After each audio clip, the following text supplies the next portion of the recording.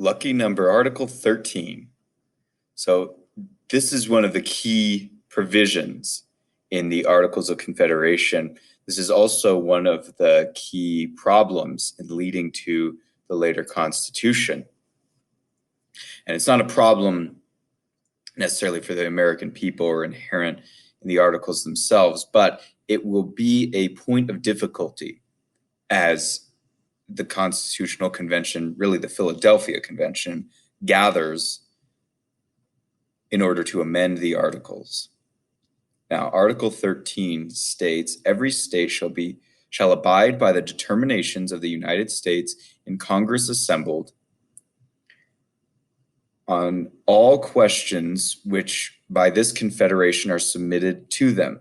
And the Articles of this Confederation shall be inviolably observed by every state. And the Union shall be perpetual, nor shall any alteration at any time hereafter be made in any of them, unless such an alteration be agreed to in a Congress of the United States and afterward confirmed by the legislatures of every state. So the Articles define the terms of agreement of joining together into a confederation for the states. The states would voluntarily choose to do this. This is not a majority vote system. This is not a plurality. Each state must choose whether or not it will participate. Other pressures notwithstanding, they must voluntarily make the choice. Now, this is elites within the state governments, the state legislatures that are elected state governments making the choice. So it's not like it's every single American. Now, Article 13 lays down a key expectation that limits the government, the Congress, of the Articles of Confederation. And while it expects the states to abide by the terms of the agreement, one of the things that was written in so that elites in power or desiring more power, as Edmund Burke warned, would not attempt to tamper with or change the document after the fact and hold states to a contract to which they had not agreed, was Article 13, which stated that in order to change the articles, every single state had to agree.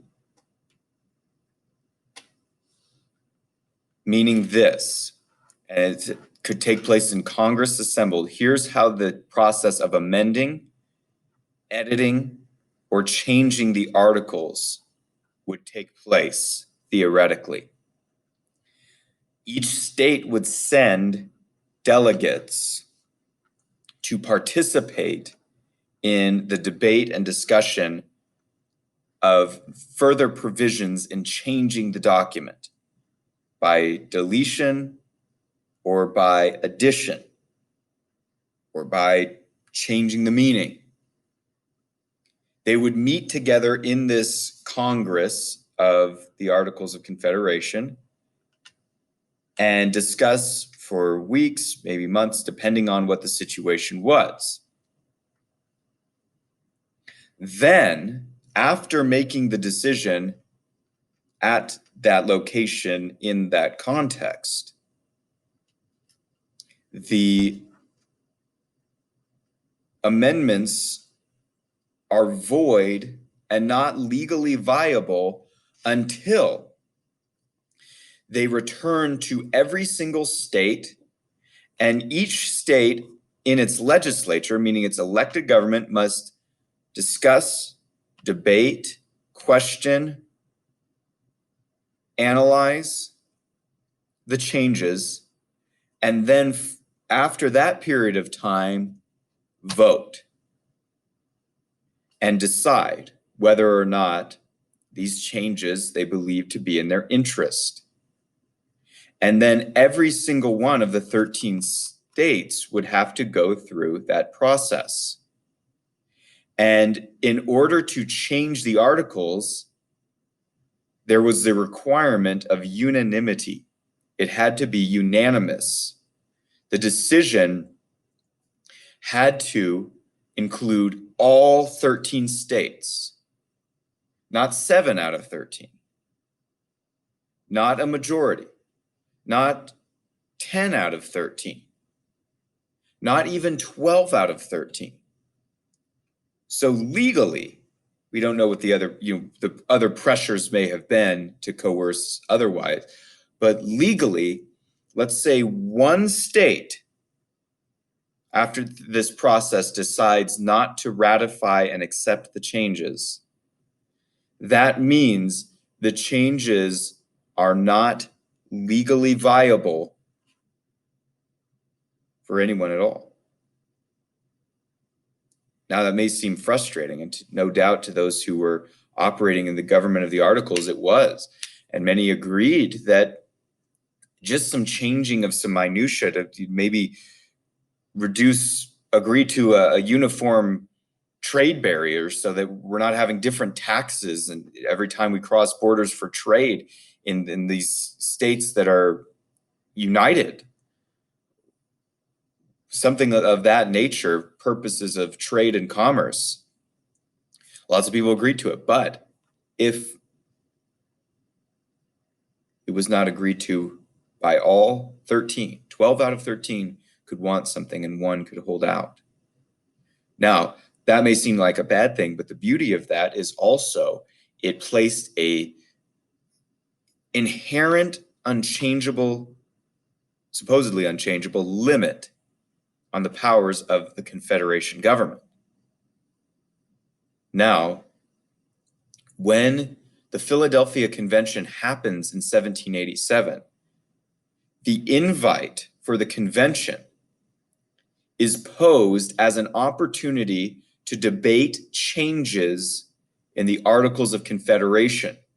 And that's what many showed up expecting to do.